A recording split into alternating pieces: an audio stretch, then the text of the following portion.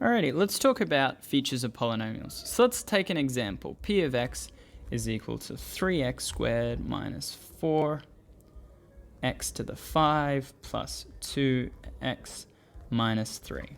Okay?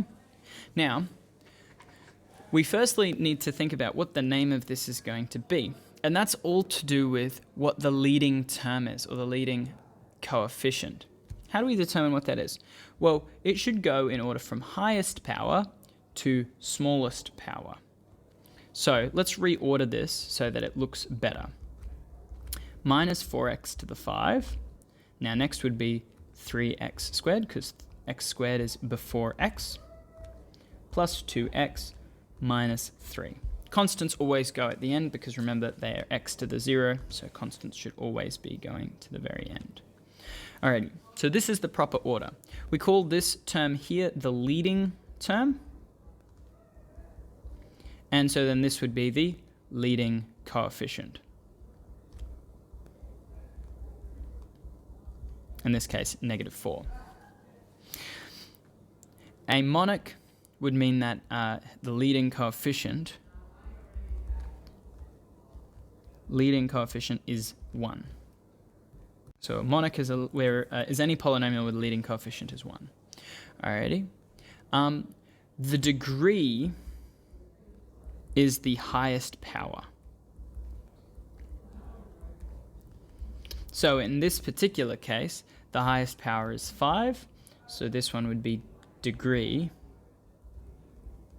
is equal to 5. And because it's 5, we give it a name suitable to that, which is quintic. You can say degree 5 or you can say quintic, either is fine.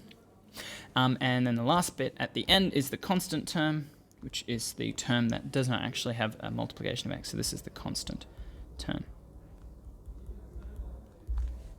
So let's see if we can identify some of these features in a different one. Alrighty, so let's look at this one. And we want to find the leading term, the leading coefficient. Is it a monic, the degree, and whether there's a constant term. So let's go through it. First of all, let's reorder everything from highest to smallest. So the highest power is to the 4. So we've got x to the 4, then x to the 3,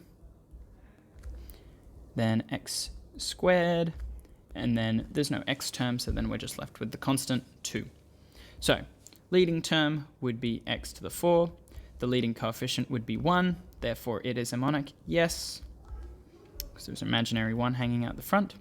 The degree would be 4, which we call a quartic, kind of like a quadratic, but a little bit more 4-y, quartic, quarters, and the constant term would be 2. Based on that, it's the number at the end. So you can see the first 4 questions are all answered basically on that first term. Alrighty, see you in the next one.